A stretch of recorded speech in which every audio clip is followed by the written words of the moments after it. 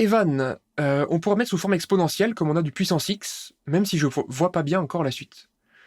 Eh bien tu vois, typiquement, c'est l'application de ce que je disais tout à l'heure. Je vais me lancer dans ce que tu dis dans un premier temps, et je vais voir ensuite si on se retrouve bloqué ou pas. Mais il y a une limite, il y a des puissances. Je sais qu'il y a beaucoup de formes indéterminées qui viennent de là. Il y a du 1 puissance infinie, du 0 puissance 0, il y a beaucoup de choses qui m'arrangent pas. Et du coup, je vais mettre sous forme exponentielle et je vais voir si ça rend les choses plus claires. Mais c'est déjà au moins un peu de mouvement. De se dire, on va pas rester avec du puissance x. Donc là, je vais l'écrire, je l'ai dit, mais j'insiste là-dessus. Vous calculez une limite, vous voyez qu'il y a du x en exposant, vous ne savez pas quoi faire, vous n'êtes pas illuminé. Passer sous forme exponentielle, c'est très bien. Alors, que va-t-on faire? Dans un premier temps, on va respirer encore un bon coup. Parce que avant de se ruer sur le bon vieux a puissance x est égal à exponentielle de x ln de a, il y a une précaution à prendre. Quelle est-elle? Voilà, très bien. Là, on a les experts. Effectivement, le cas où a égale 0 pose quand même problème. Cette histoire de logarithme de 0, c'est quand même très gênant. Alors, il va falloir traiter les cas à part, d'accord? Où a ou b valent 0. Alors, il s'avère qu'on a de la chance. Regardez donc, si a vaut 0, bah, en fait, ça n'existe juste pas. Je me retrouve avec b puissance x, le tout puissance 1 sur x, ça fait b. Et si a vaut 0, ben b c'est bien le maximum de 0 et de b. Donc ça, c'est bien vérifié. Et de la même manière, on va avoir que si b égale 0, ça marche tout à fait. Donc, on respire un bon coup, et on évacue le cas. Alors, on pourrait écrire ça. Et ce que j'explique aux étudiants, c'est il faut dire, on écrit, et au moment où on écrit certains symboles, il faut transpirer. Vous écrivez logarithme, vous devez transpirer un peu en vous demandant, est-ce que je n'aurais pas écrit ln d'un nombre négatif? Si j'écris un trait de fraction, je trace mon trait à la règle, et je transpire. Je dis, attends, est-ce que j'aurais pas divisé par 0? Je trace le symbole racine carrée, est-ce que je n'aurais pas mis un nombre strictement négatif dedans? Donc il n'y a pas d'inconvénient à ne pas voir, en fait, dans un premier temps, qu'il va falloir traiter les cas a ou b égale 0, mais c'est en écrivant la chose, on doit avoir des mécanismes de contrôle. Ça, c'est très important. Donc allons-y. Je veux dire, disons, si a et b, si a égale b égale 0, pour commencer, je vais dire que le résultat est vérifié. Donc ce truc-là, je vais donner un nom aussi, on va l'appeler comme ça, hop, blâme. Je vais dire que ce résultat-là est vérifié. Pourquoi? Parce que finalement, je vais avoir un maximum qui vaut 0, puisque maximum de AB va valoir 0 dans ce cas, et c'est bien ce qu'on obtient avec la limite de l'autre côté.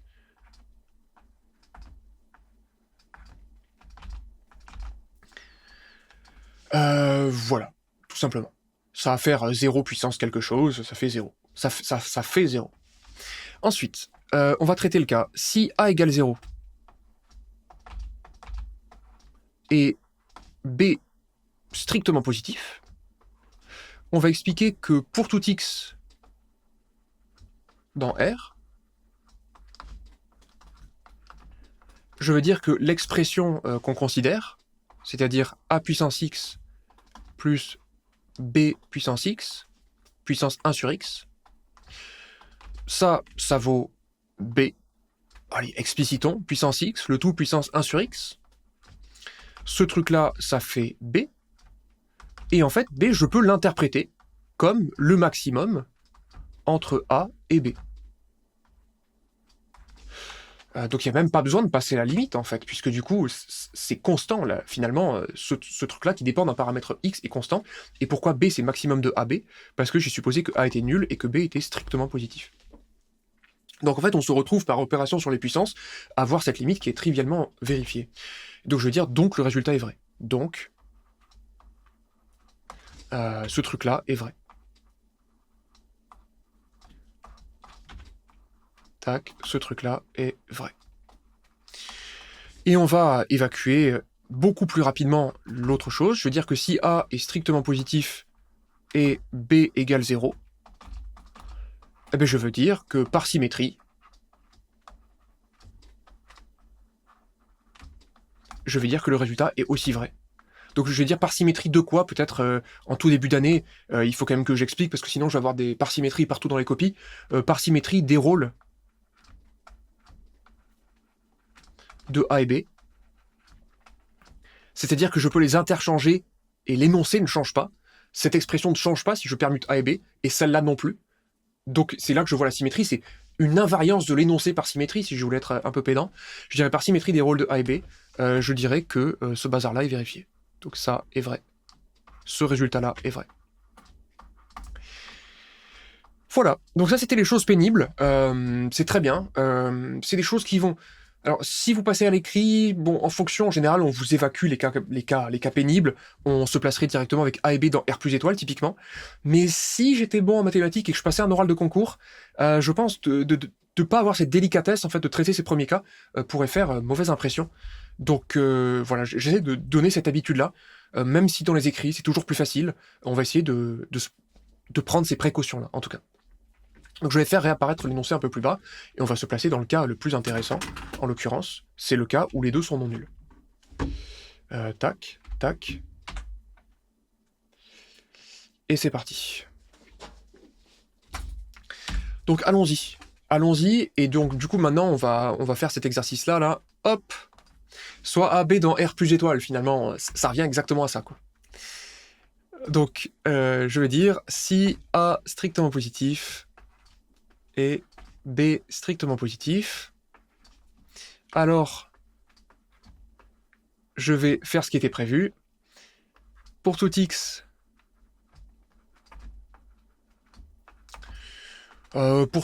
dans R, et là c'est très intéressant parce que on pourrait dire pour tout X au voisinage de plus l'infini. De toute façon, l'idée c'est qu'on va faire tendre X vers plus l'infini, donc vous pouvez choisir n'importe quel voisinage de plus l'infini. Alors, je vais me dire ici, je vais choisir un X qui est dans R plus étoile. D'ailleurs, à cause de ce 1 sur X là, il me semble que tout à l'heure, j'ai divisé par 0. Ah, c'est très vilain, regardez-moi ça. Ce X dans R et ce 1 sur X, c'est très laid. Allons-y, du coup, pour un R plus étoile. Essayons de ne pas diviser par 0. C'est plus sympa. Donc voilà. On va faire tendre une variable vers l'infini. On pourrait se placer sur 1 plus l'infini. On pourrait se placer sur 50 milliards plus l'infini. De toute façon, on pourra faire tendre x vers l'infini si on fait ça.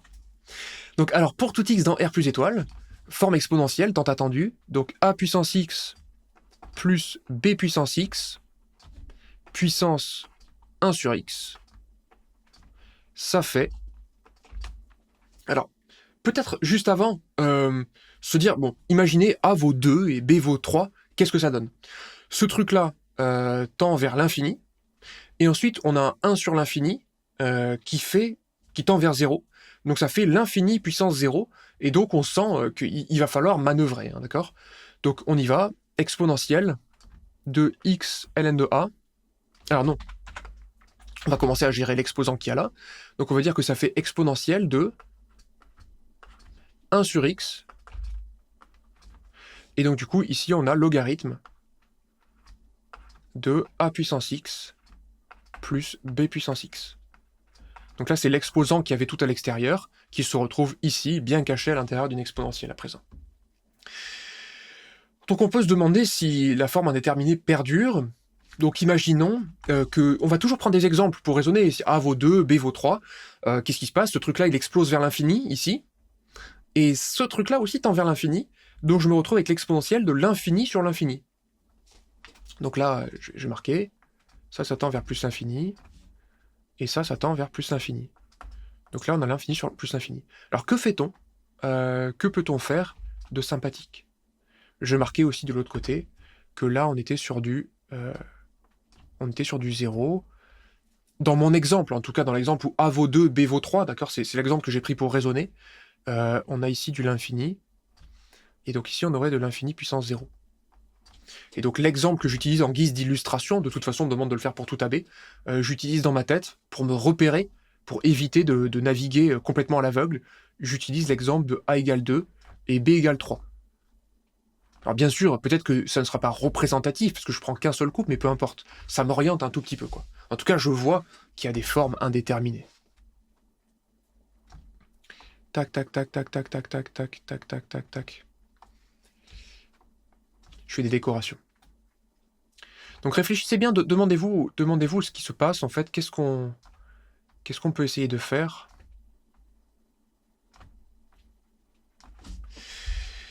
Alors, très intéressant Matasius, mais j'aimerais bien qu'on prenne du temps pour essayer de trouver un chemin vers cette idée. C'est vraiment ce que je vais essayer de développer dans ces lives-là, parce que c'est une bonne idée, mais en fait, si on pense pas à ce que tu dis, il faudrait trouver un moyen simple de penser à ça. Justement pour éviter qu'on se dise c'est de la magie. Donc Matasius propose de factoriser dans la deuxième parenthèse par l'un des deux termes, A puissance x ou B puissance x, mais pourquoi en fait aurait-on envie de faire ça? Qu'est-ce qui me pousse à faire ça finalement? Quelle histoire je pourrais me raconter pour me dire que c'est raisonnable de faire ça? Il y a plusieurs histoires et j'en accepte au moins 2. Il y a au moins 2 histoires qui me permettent de faire ça.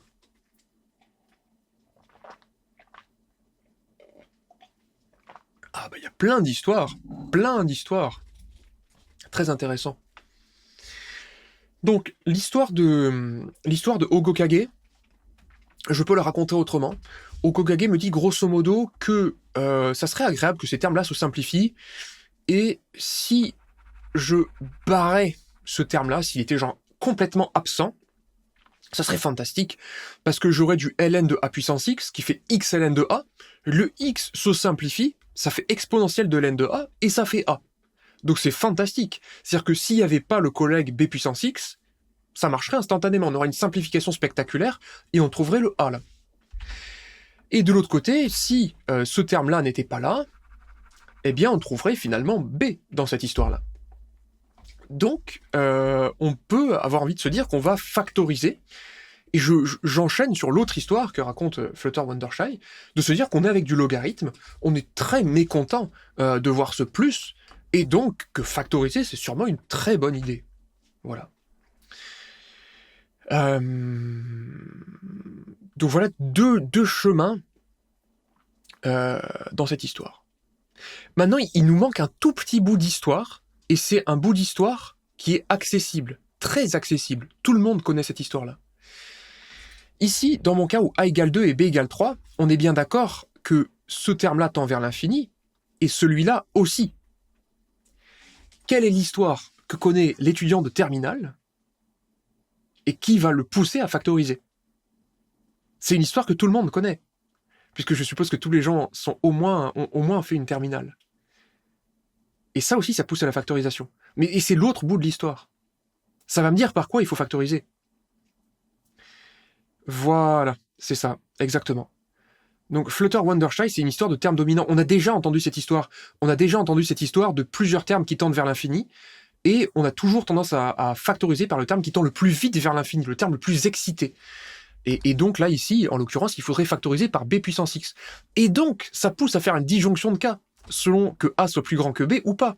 Mais c'est fantastique, parce que le résultat lui-même est issu d'une disjonction de cas. Donc là, on sent vraiment qu'on est sur la bonne piste. Il y avait énormément d'indices qui poussaient vers cette factorisation. Salut Antonin. Salut Antonin. Sympa de passer. Donc c'est parti. Alors on peut faire une disjonction de cas, on peut aussi factoriser par le max directement, ça serait très bourrin, mais on va proposer plutôt une disjonction de cas. On va traiter un sous-cas. On va dire que si A est strictement plus grand que B, je vais dire pour tout x dans R plus étoile, et on va continuer le calcul, et vous allez voir que ça va très très très bien se passer. C'est plusieurs petits bouts d'histoire qui, bien connus, se combinent quand même naturellement assez vite. Il y avait aussi l'idée d'avoir un exemple en tête pour savoir par quoi factoriser. Mais factoriser par le terme dominant, c'est vraiment une histoire qu'on doit se raconter. Donc on y va, on va dire que A puissance x plus B puissance x, le tout puissance 1 sur x, on va dire que ça fait du coup exponentielle de 1 sur x, et on va avoir du logarithme, grande parenthèse, A puissance x, petite parenthèse, 1 plus B sur A, le tout, puissance x, ici, comme ça, et comme ça, si je suis pas fou. 1, 2, 3, 4, le compte est bon. Donc, sur le moment, on peut transpirer un peu, mais c'est pas grave. On se dit que le logarithme affectionne particulièrement les produits, donc on va avoir du 1 sur x ln de a puissance x. Donc ça, on est très content, on va quand même laisser une parenthèse. Et puis de l'autre côté, on va avoir un plus logarithme. Alors j'ai vérifié que tout était positif, hein. Normalement si on veut faire du zèle, il faudrait expliquer que là j'ai un facteur positif, que ce facteur est aussi positif, et que je peux les séparer comme ça, parce que sinon j'écris que ln de moins 2 fois moins 3, ça fait ln de moins 2 plus ln de moins 3, et là on est dans les mathématiques de l'horreur, qu'on va éviter. Du coup, ln de b sur a, le tout puissance x, et là il faut fermer des parenthèses en grand nombre. Ln, ça c'est le partant du ln, ça c'est celle du 1 sur x, et ça c'est celle de l'exponentielle. Ok. Et là maintenant, on est très content, parce qu'en fait, ce terme-là, c'est la partie où tout à l'heure je vous disais, bah ouais, mais c'est super, ça simplifie tout ça. La seule question, c'est que c'est cette partie que j'aime pas. Mais cette partie-là, elle se comporte très bien, parce que étant donné que A est strictement plus grand que B, B est strictement plus petit que A, donc ici j'ai un nombre qui est strictement plus petit que 1, et donc quand je le mets puissance x, eh bien en fait, ça va tendre... Qu'est-ce que je dis? Je veux dire, ça va tendre vers 0, mais ça m'arrange pas du tout. En fait, on va juste utiliser les propriétés du log, en fait. Qu'est-ce que j'ai foutu? J'étais sur un enchaînement, là, assez incroyable. J'ai pas oublié un terme, en fait? Non, j'ai dû oublier un 1, les gens, j'ai oublié un 1, mamma mia, regardez-moi ça. Ça y est, ça commence à craquer. Ouais, il y a un 1 qui s'est fait la malle, vous inquiétez pas. De toute façon, on sait que ça doit marcher. Ça, c'est un truc qu'on entend beaucoup Antonin dire, d'ailleurs, de la chaîne de Matt Taylor, dans ses lives, qu'en fait, une fois que vous avez une piste qui vous paraît prometteuse, enfin, il faut s'y accrocher un peu. De s'y accrocher, penser à ça physiquement, parce que ça doit marcher, on sait que ça marche. Toutes les histoires qu'on s'est racontées sont toutes cohérentes, donc ça doit marcher. Et donc là, si je commence à faire un calcul, je me dis, oh là là, mais ça marche plus, faut respirer un coup et refaire le calcul. Donc je refais le coup, ça tend vers 0, ln de 1 plus 0, du coup ln de 1, et donc j'ai ici un terme qui tend vers 0. Et donc en fait, ce terme-là va juste disparaître. Et c'est ce que je vais écrire. Oh ça va, Matt Taylor, on en a vu d'autres. On s'est mis dans le mal bien plus que ça. Alors allons-y, on va faire un petit bout de rédaction. Je vais dire or B est strictement plus petit que A. Et A et B sont deux éléments de R plus étoile. Donc je vais dire que le quotient B sur A est un élément de 0,1, ça suffira largement. Et donc, je vais dire que on va y aller directement. On va dire que ln de 1 plus b sur a le tout puissance x. Je veux dire que ça tend quand x tend vers plus l'infini. Une notation qui passe, hein, qui est même recommandée dans certains établissements dans lesquels j'ai enseigné. Ça tend tout simplement vers 0. Et donc, je vais expliquer que par produit de limite, alors peut-être qu'on aurait dû continuer à ce moment-là, on va dire que c'est l'exponentielle de ça fois l'exponentielle de l'autre partie. Ah, je me suis mal pris. C'est pas très très élégant. Bon, c'est pas grave. Je vais continuer le calcul, d'accord, on va reprendre à cet endroit-là. Je vais dire donc, finalement, je vais dire que a puissance x, c'est juste un jeu d'écriture, hein. Finalement, l'exercice, on l'a résolu, là. Il faut juste éviter de se faire taper sur les doigts par les correcteurs tatillons. Je vais dire que ça, c'est, finalement, exponentielle de 1 sur x ln de a puissance x. On va faire le détail, parce que sinon, je vais perdre les gens. 1 sur x ln de a puissance x fois exponentielle de 1 sur x ln de 1 plus b sur a puissance x, bam, bam.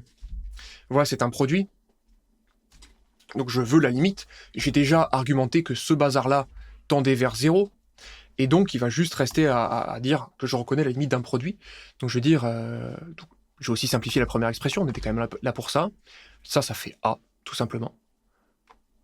par règle du logarithme, ln de a puissance x, ça fait x ln de a fois l'exponentielle de cette horreur, là, que je vais recopier.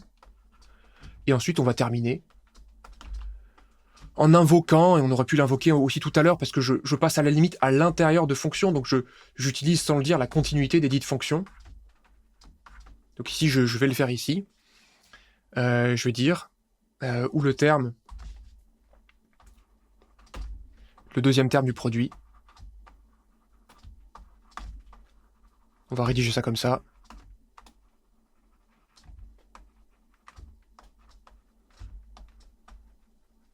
Ça tend vers exponentielle de 0.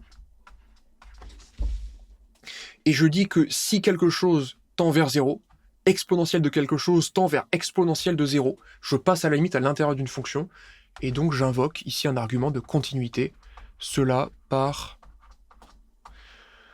continuité d'exponentielle en 0.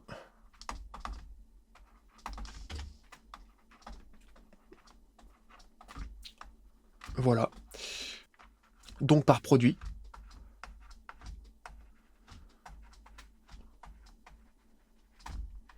Eh bien, on va dire que limite, là j'ai écrit avec une belle limite, limite quand x tend vers plus infini, de a puissance x plus b puissance x, le tout puissance 1 sur x, ça vaut... Ouais, c'est bon, exponentielle de 0 égale 1, j'ai pété un plomb, j'ai cru que je m'étais encore planté, mais ça va. Ça tend vers a, et a, c'est bien le maximum de AB, parce qu'on s'est placé dans le cas où a est strictement plus grand que b. Et donc mon résultat est vrai. Ok. Bonne nuit, docteur Dynamite. Ah non, dans tout tu restes, c'est Antonin. Bonne nuit, Antonin. Très bien. Donc voilà, si A est strictement plus grand que B, on a réussi finalement, donc si je refais l'histoire, je me dis que potentiellement, j'ai des formes indéterminées, je me dis, je ne suis pas content de ça, comment je lève la forme indéterminée? Je vois que j'ai le logarithme d'une somme, donc j'ai envie de factoriser. De l'autre côté, avec un exemple, je vois qu'il y a deux termes qui tendent vers l'infini. Je me dis, je vais factoriser par le terme dominant. C'est super de factoriser, parce que ça permet de lever les formes indéterminées, c'est la légende qui le dit. Et d'autre part, le logarithme, ça me permet d'utiliser ses propriétés. À partir de là, le terme dominant, il subsiste, et en plus c'est un terme que je peux simplifier tranquillement. Et quant à l'autre terme, je m'aperçois en fait que je peux très bien gérer sa limite, et que ça fait disparaître toute forme indéterminée. Et donc, on a traité le cas où A était strictement plus grand que B, ce truc-là tend vers A. On pourrait dire, et je ne vais pas l'écrire ici, on pourrait dire de même, si B est strictement plus grand que A, eh bien on trouverait une limite égale à B, qui vaut aussi le maximum de AB. Cela parce que c'est par symétrie, où on pourrait se fendre d'un de même, mais peu importe, on a fait le plus dur, quoi.